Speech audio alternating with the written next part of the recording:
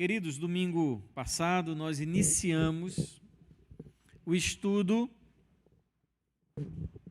do capítulo 3 do Evangelho de João, desse texto que é provavelmente o texto mais conhecido de todo o Evangelho, do Novo Testamento e talvez de toda a Escritura. Em João 3, versículo 16, e domingo que vem eu vou pregar exclusivamente em João 3,16, texto rico, né? Como, se eu bem me lembro, Lutero ou Calvino disse que era o Evangelho em miniatura. E nós encontramos nesse texto, versículo 16, que é de todos o texto mais conhecido. E ele acontece num contexto, num diálogo entre Jesus e Nicodemos. Do versículo 1 até o versículo 8 do capítulo 3, nós conhecemos quem era Nicodemos e como Jesus respondeu ao elogio que Nicodemos utiliza para introduzir a conversa com Jesus. Sabemos que Deus é contigo, porque ninguém pode fazer essas coisas que tu fazes. Então, essa foi a introdução muito polida, muito educada de Nicodemos com Jesus, e Jesus ele responde de uma maneira surpreendente. Ele pula uma série de etapas e ele vai logo para o assunto principal, que é o reino de Deus. E nesse diálogo, que ficou claro domingo passado para a gente, é a crucial importância do novo nascimento. Não importa quem você seja, não importa o que você faça, não importa quais os seus títulos, não importa nada. O que é mais importante para aqueles que querem entrar no reino, ver o reino, é nascer da água e do Espírito. É isso que importa. Essa é a pregação, esse é o centro do Evangelho. Esse é o centro da mensagem de Jesus. Importa que as pessoas nasçam de novo. E nós vimos essa relação que Jesus faz lá em Ezequiel 36, 25 a 27, que representa o ato da purificação de Deus para o seu povo e a introdução do Espírito não mais entre o povo, mas dentro de cada um. Então, por isso que Jesus fala dessa necessidade de nascer novamente para poder ver o reino, entrar no reino, tomar posse, ser proprietário, participante do reino. É preciso ser purificado. E essa purificação ela foi operada por Jesus. E é preciso receber o Espírito, que é concedido àqueles que são purificados por intermédio de Jesus.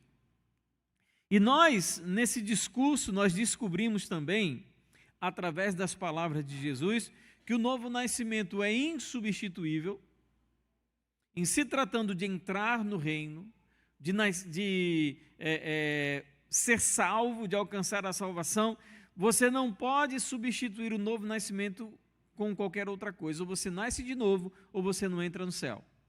É insubstituível, é obrigatório, Jesus diz, necessário é que vocês nasçam de novo, e é urgente, a gente não tem tempo a perder. Então, todas as nossas atividades como igreja, a nossa atividade como crente, é proclamar o Evangelho para conduzir as pessoas ao novo nascimento. Essa é a nossa mensagem urgente. A gente não pode iniciar pelo entretenimento e daqui a 2, 3 anos proclamar o novo nascimento. A gente precisa primeiro proclamar o novo nascimento. Então, o essencial vem primeiro, certo?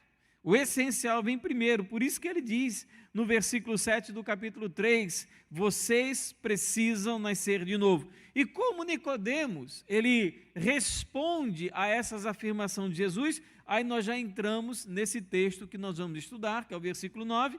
Nicodemos responde com incredulidade. Nicodemos é um senhor, ele é um sábio, ele é um conhecedor da lei. Ele sabe que Jesus não estava falando sobre o nascimento físico. Olha, eu preciso entrar de novo no ventre da minha mãe e nascer. Ele sabe que não é disso que se trata. O que Nicodemos está manifestando naquele momento é uma crua incredulidade. Ele diz assim: como eu posso recomeçar a minha vida se eu já tenho essa idade? Eu já aprendi tudo que eu tinha para aprender. Eu já sei de tudo que eu tinha para saber.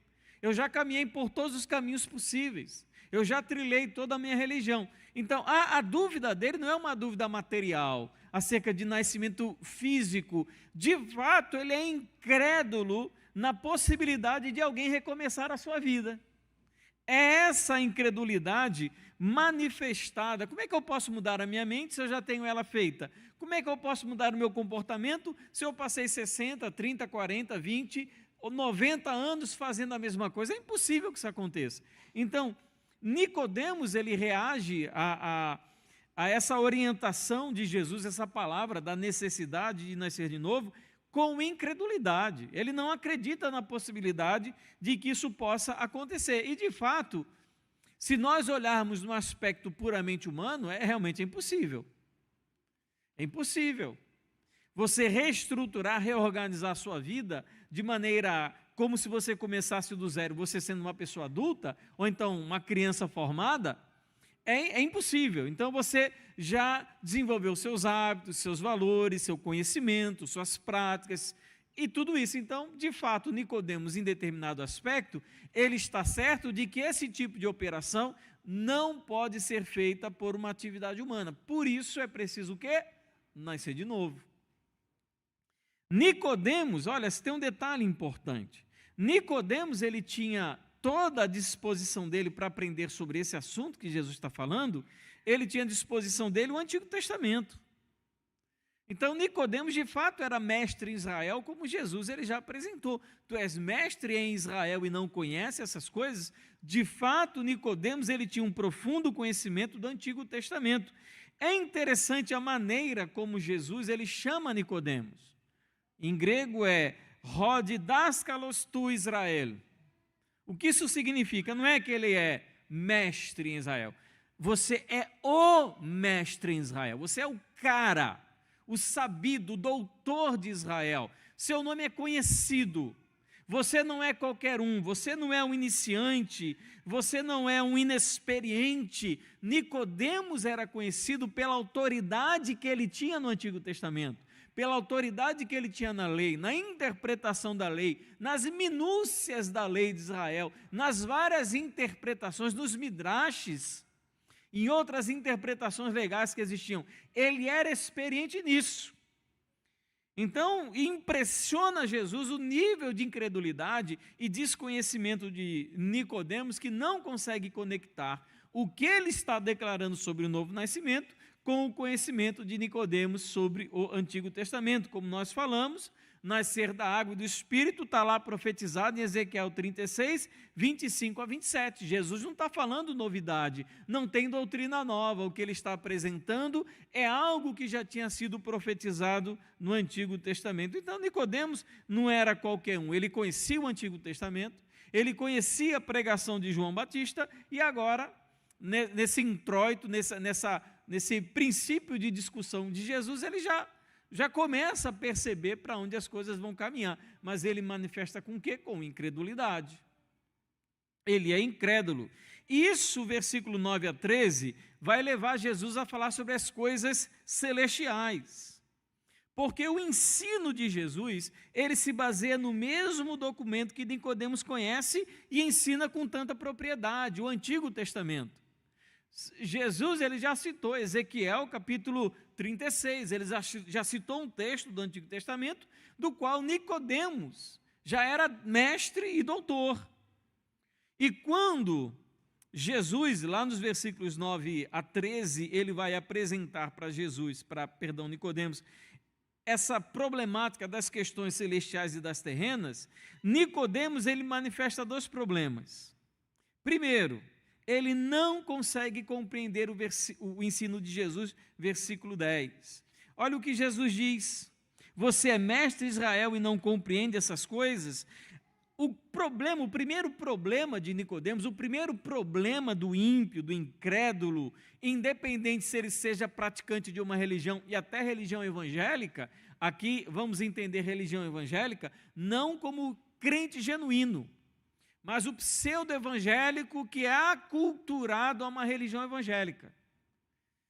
O grande problema é a falta de compreensão verdadeira sobre o ensino de Jesus.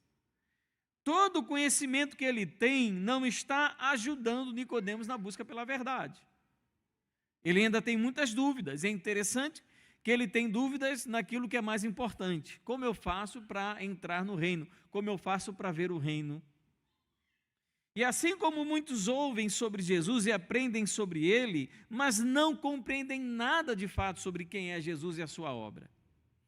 Quando eu fiz faculdade, eu tinha um professor, homossexual inclusive, conhecidíssimo na universidade. Ele era colocado para introduzir, as introduções de sociologia eram sempre com ele, porque ele queria destruir toda a religião dos alunos. Eu lembro que eu estudei inclusive com filho de pastor. Daquela turma toda de evangélicos, eu fui o único que terminei sociologia sem virar ateu. Inclusive um pastor virou homossexual e casou com outro homem. Casou entre aspas, né? Então, não basta só você ter o conhecimento. Eu ouço muito isso. Fulano, ele conhece a Bíblia de cabo a rabo, sabe versículo, ele é douto, ele conhece, ele cita. Meu irmão, isso não quer dizer absolutamente nada. Nada. Se ele sabe o conhecimento, mas não é nascido de novo, se ele tem esse conhecimento, isso só indica uma coisa, que ele vai para o inferno conhecendo muito bem sobre a própria condenação. Porque não é só uma questão de você saber, mas de você compreender na totalidade quem é Jesus e tudo que diz respeito à obra que ele realizou em nosso favor.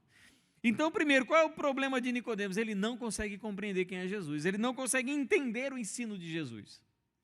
Jesus, ele está claro, eu e você aqui, nós conseguimos compreender, sabemos, estamos entendendo o que o pastor está pregando. Nicodemos, ele conversando com Jesus, não era com Anderson, não. Conversando com Jesus, ele não consegue compreender, dado o seu limite mental e cultural, então ele não entende. Ele não consegue compreender, primeira coisa. E segundo, versículo 11, olha o que diz: em verdade lhe digo que não falamos do que sabemos, nós falamos que sabemos e damos testemunho do que vimos, mas vocês não aceitam o nosso testemunho. Qual é o problema de Nicodemos? Não é só incompreensão, é que ele não aceita o que Jesus está falando. É sobre pessoas como Nicodemos que Paulo fala em 1 Coríntios 1,18, que a mensagem da cruz é loucura para os que se perdem. A mensagem da cruz só faz sentido para quem é salvo. A mensagem da cruz só faz sentido para quem conhece de fato o Senhor, para quem ama o Senhor, para quem nasceu de novo. Quem não nasceu de novo, a mensagem da cruz não é a mensagem fast food do Evangelho. É a mensagem da cruz, a pregação do Evangelho genuíno. Ela não faz sentido, ela é inaceitável. Por isso Nicodemos, ele não consegue compreender nem aceitar o testemunho de Jesus. Por quê? Porque ele não é nascido de novo. Por isso que Jesus, antes de introduzir a parte teológica e doutrinária acerca do conhecimento, ele diz o quê? Primeira coisa, Nicodemos, para você entender o que eu vou falar, você precisa nascer de novo. A gente às vezes fica perdendo muito tempo, isso é uma característica do nosso tempo, né? A gente quer atrair as pessoas sem ferir, sem ser direto. A gente quer conquistar as pessoas de maneira muito vagarosa, sabe? É como você vai aplicar uma injeção na criança, você tem que ficar enrolando para, no momento de descuido, ela aplica, né, ela às vezes nem sente. A gente quer fazer assim da mesma maneira com o Evangelho. As pessoas só vão entender na totalidade a necessidade de Jesus quando nascerem de novo. E para nascer de novo é uma obra do Espírito Santo. Jesus já falou isso no início do capítulo 3 para Nicodemos. É nascer da água e do Espírito, é o Espírito que opera aquilo que humanamente não pode ser operado. Nicodemos, ele não compreende e ele não aceita isso, porque Nicodemos, ele foi criado numa cultura em que a salvação se dava por intermédio das obras. Você precisava fazer alguma coisa, se comprometer com a lei, obedecer os mandamentos, tentar agradar a Deus de todas as maneiras, fazer os sacrifícios. Ele não conseguia compreender como Deus graciosamente poderia salvar alguém. a parte das obras, independente das obras. Então, Nicodemos não compreende, Nicodemos não aceita, por isso a necessidade de nascer da água e do Espírito. Aí Jesus ele faz um contraste entre o terreno e o celestial com Nicodemos, porque Nicodemos até agora ele não entendeu nada desse papo, dessa conversa. Ele é completamente ignorante naquilo que Jesus estava falando. Porque há uma limitação em todo aquele que não nasceu de novo. Quem não nasceu de novo, as coisas espirituais são incompreensíveis. E coisas espirituais aqui, por favor, entenda. Eu não estou falando daquelas manifestações neopentecostais. Aquilo para mim tem nada de espiritual. Aquilo para mim é pura carnalidade. Aquilo para mim é puro sentimento humano. Aquilo não tem nada de espírito naquele cai para cá, cai para lá, sapateia para cá, baba aqui, rola no chão para lá.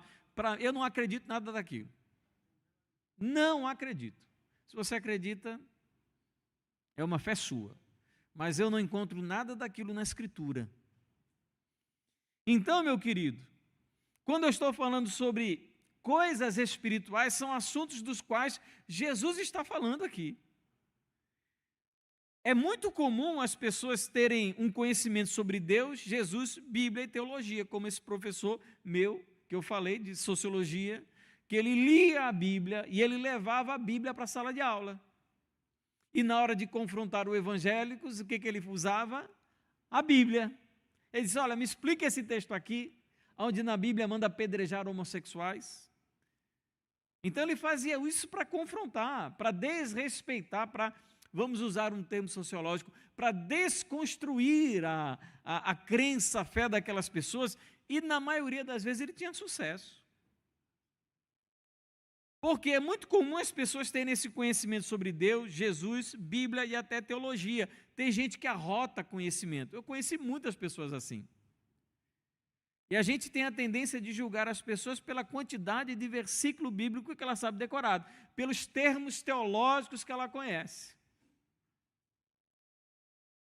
Pela parte da história da igreja, aqueles nomes em latim, em grego, e quando a pessoa ela rota e você tem que aceitar, porque você não entende mesmo aquilo, né?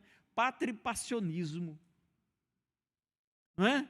Infralapsarianismo, você só tem que aceitar, você não sabe o que é isso. Então a pessoa pode ter falado absurdo, mas porque a gente não compreende esses termos, o que a pessoa passa?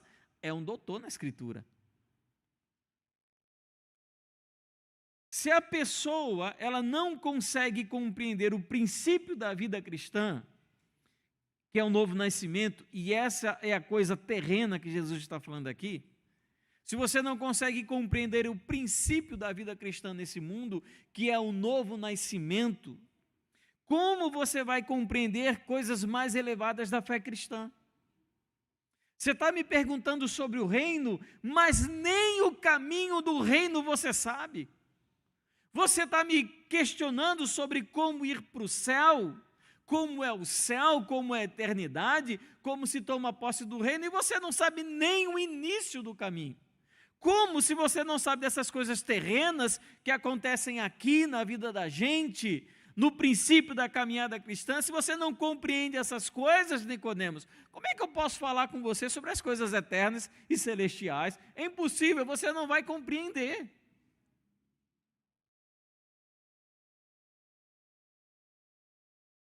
Então, amados, se a pessoa ela não consegue compreender o princípio da vida cristã, que é o novo nascimento, como compreenderá questões mais elevadas da fé cristã? Ninguém pode esclarecer melhor essas coisas do que Jesus, porque ele diz, porque eu vim do céu. Eu estou falando sobre coisas que eu vi, coisas que eu conheço.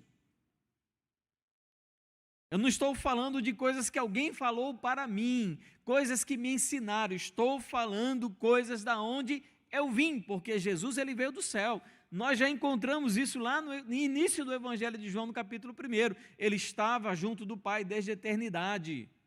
Estava no princípio com Deus. E Jesus, então, versículos 14 e 15, ele vai citar um texto que, se Nicodemos não entendeu até agora, ele tem que entender a partir da citação da serpente levantada por Moisés no deserto. Aqui Jesus dá a Nicodemos o caminho para o novo nascimento. Até agora, Jesus falou da necessidade.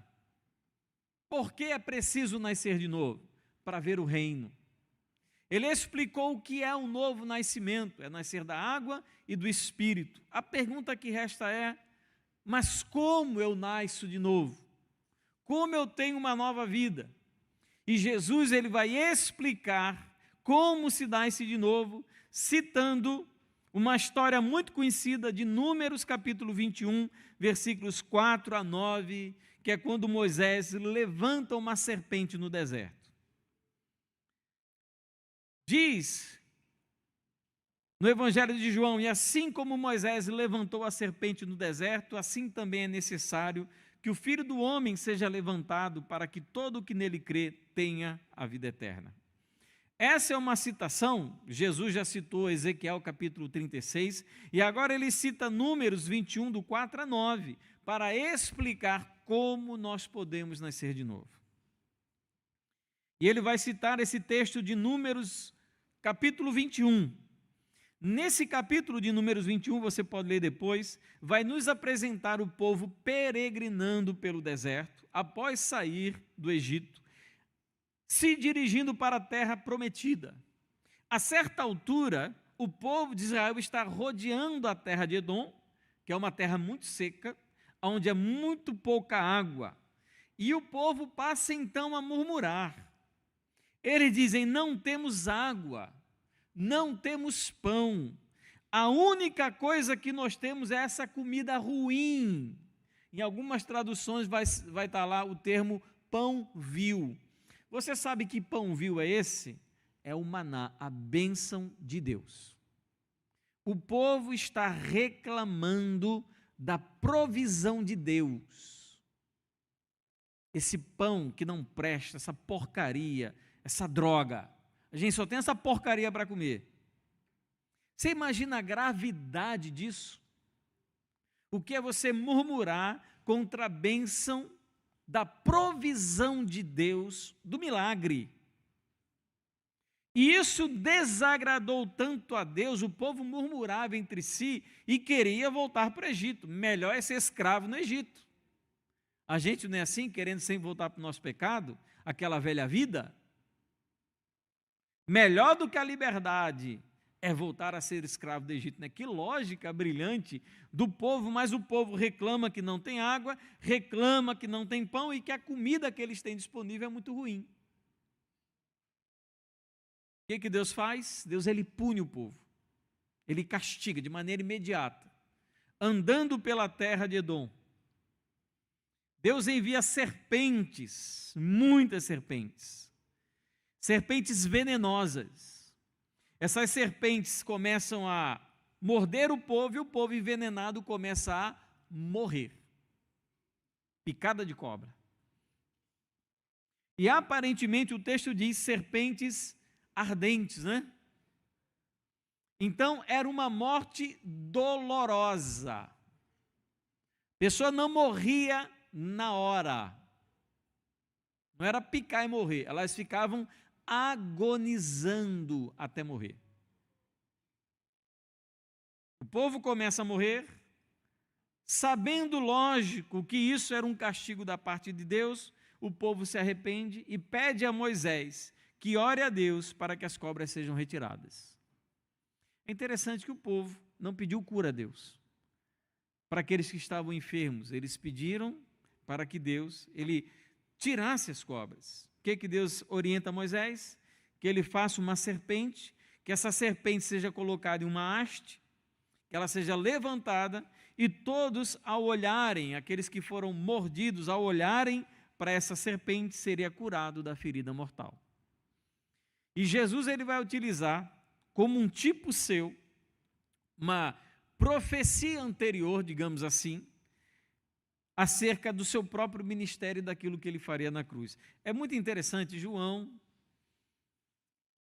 tem umas coisas assim muito brilhantes em João. A palavra que ele usa, assim como a serpente que foi levantada no deserto, essa palavra levantar no grego, ela significa tanto pendurar alguém, pendurar, levantar no sentido de crucificar, quanto glorificar alguém, é a mesma palavra. Se levantar no sentido de você exaltar alguém. Porque a cruz para Cristo não foi apenas um instrumento de morte, mas também de glorificação. Lembra quando Jesus estava perto de ser crucificado? O que ele disse orando ao Pai? Glorifica o teu filho. Aonde Cristo foi glorificado? Quando ele foi crucificado. É que isso é maravilhoso, né? Isso é incrível. O que isso tem a ver com Jesus? E o que isso tem a ver com a maneira pela qual nós nascemos de novo? Qual a relação que Jesus está fazendo com a serpente levantada no deserto e a sua própria vida? Nós precisamos considerar 3 coisas aqui sobre essa figura que Jesus usa. Primeiro, quando Jesus está citando a serpente levantada no deserto como uma maneira de acessar o reino através do novo nascimento, ele está querendo dizer o seguinte: está querendo mostrar para a gente o poder do pecado e o seu resultado.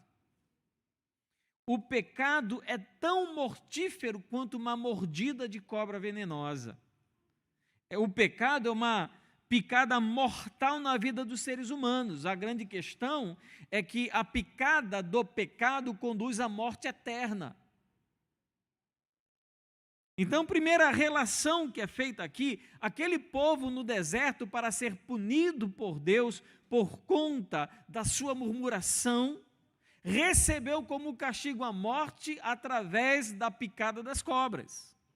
Da mesma maneira, o nosso pecado e a nossa natureza pecaminosa produzem em nós uma morte, só que é uma morte eterna. Todo pecado conduz à morte. O pecado nos destitui de Deus, nos afasta de Deus, nos aliena de Deus e nos conduz para o inferno, para a condenação eterna. Então, quando nós olhamos para a serpente levantada e para Jesus, nós descobrimos o pecado e o seu resultado. O pecado traz morte invariavelmente, inexoravelmente. O pecado, ele traz morte. E morte eterna.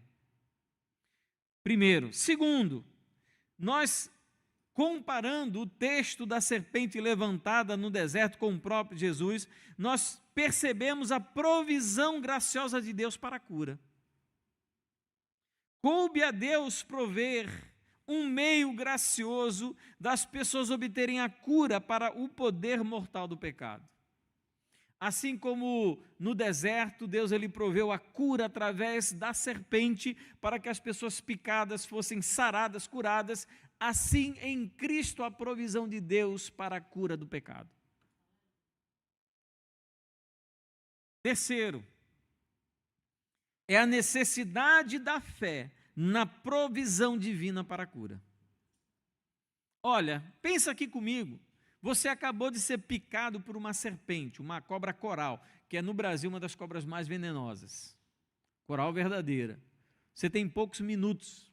Você quer olhar para um símbolo religioso ou você quer procurar um médico? Você quer procurar um médico? Quem garante?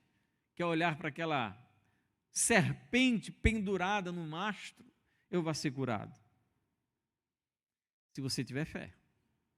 Porque o símbolo aqui não é a serpente, não há um poder que emana daquela figura pendurada no poste. O que existe é a manifestação da fé e da obediência ao olhar para aquela figura que provoca a cura daqueles que foram picados pela serpente. O que Jesus ele quer dizer é que assim como o povo no deserto, e Nicodemos conhecia essa história, assim como o povo no deserto manifestou fé ao olhar para a serpente de bronze, agora, para ser curado da morte espiritual, se precisa olhar para Cristo levantado na cruz, crendo que Ele tem poder para curar, para salvar do pecado.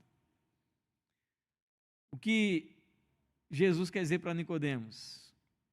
Você quer entrar no céu, quer ver o reino do céu, quer nascer de novo, só existe um meio, é olhando para aquele que vai ser levantado. Não tem outro meio. Esse foi o primeiro texto que Jesus ele falou sobre a sua crucificação, sobre a sua morte.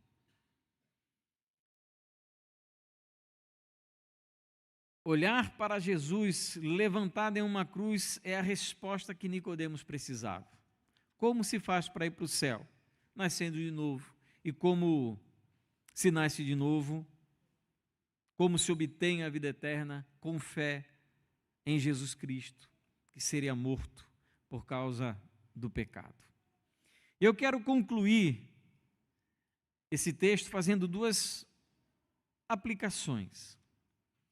Primeira, antes de qualquer coisa, é preciso ter a convicção do pecado para obter cura ao olhar para Jesus. Então, antes de qualquer coisa, princípio básico, fundamental, é que as pessoas tenham uma convicção de que estão picadas mortalmente pelo pecado.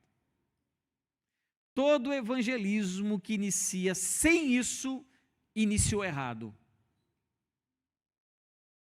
Todo evangelismo que não tem como propósito primeiro mostrar que a pessoa está terrivelmente morta por causa do pecado é um evangelismo não bíblico. Porque estamos levando as pessoas a amarem Jesus sem serem pecadoras.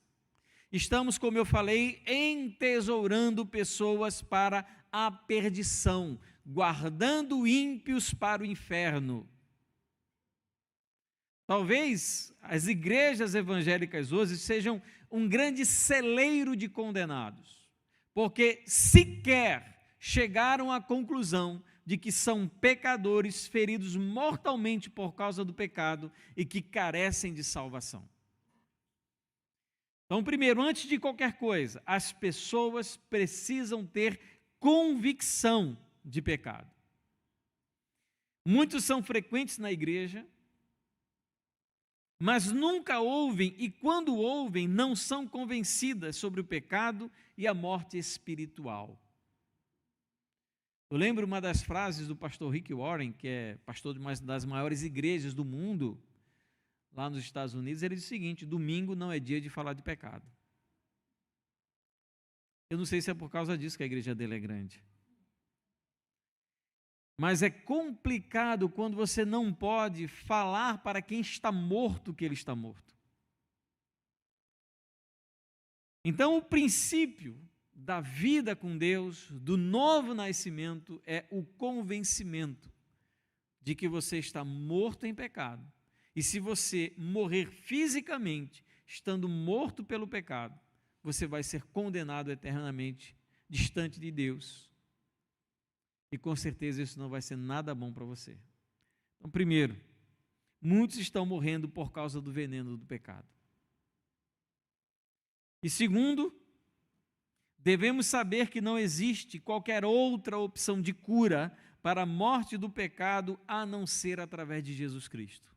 Não tem nenhuma outra opção.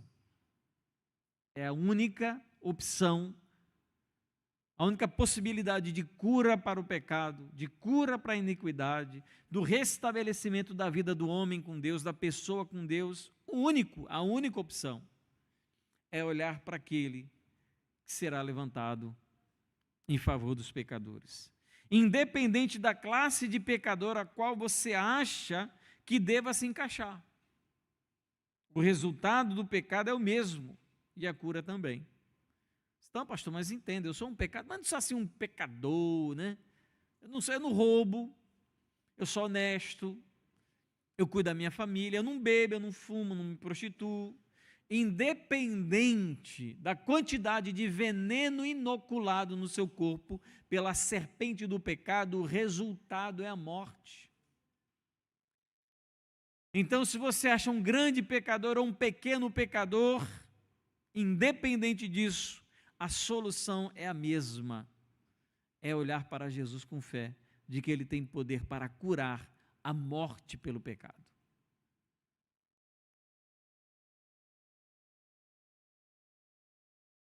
É a única provisão de Deus para a salvação da humanidade. Não tem nenhuma outra possibilidade, nenhum outro mecanismo, nenhuma outra objetivo, nenhum outro plano, nada.